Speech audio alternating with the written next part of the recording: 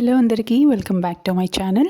So రెగ్యులర్గా మనం దోశలు అట్లు ఇలా చేసుకుంటూ ఉంటాం కదా. సో ఇప్పుడు మనం చేసుకోబోయే అట్లు వచ్చేసి చాలా డిఫరెంట్ అనమాట.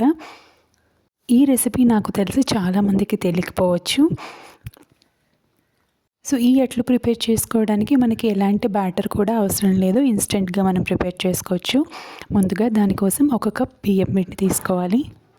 నెక్స్ట్ కట్ చేసుకున్న ఆనియన్స్ అండ్ పచ్చిమిర్చి అనమాట. Next half cup of sweet corn, half cup పెరుగు, తగినంత సాల్ట్.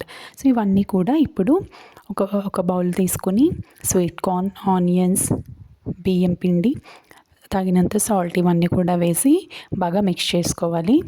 ఇందులోని మనం పెరుగు కూడా వేసేస్తున్నాము.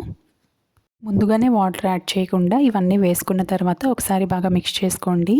పిండి అన్నీ వేసాక తర్వాత మీరు తగినంత వాటర్ అయితే యాడ్ చేసుకుని మొత్తం కలిసేటట్టుగా మళ్ళీ మిక్స్ చేసుకోండి. మనకి ఈ కన్సిస్టెన్సీలో మనం ఈ బ్యాటర్ని ప్రిపేర్ చేసుకోవాలి. ఇప్పుడు మనం దిబ్బ రొట్టి అది ఎలా చేసుకుంటామో సేమ్ అదే ప్రాసెస్లో ప్యాన్కి కొద్దిగా ఆయిల్ అప్లై చేసుకొని ఇలా వేసుకోవాలి. వీడియోలో చూపిస్తున్న విధంగా వేసుకోవాలి. సో ఇన్స్టెంట్గా అయిపోతుందన్నమాట. మనకి చాలా తక్కువ టైంలో అయిపోతుంది. ఎక్కువ టైం టేకింగ్ ప్రాసెస్ కూడా కాదు. సో డెఫినెట్గా ఈ రెసిపీని ట్రై చేయండి అండ్ వీడియోకి లైక్ కూడా ఇచ్చేయండి. టేస్టీ స్వీట్ కార్న్ పెరుగు అట్లు రెడీ. దీన్ని మీరు ఏదైనా చట్నీతో కనుక తీసుకుంటే టేస్ట్ చాలా బాగుంటుంది. Thanks for watching the video.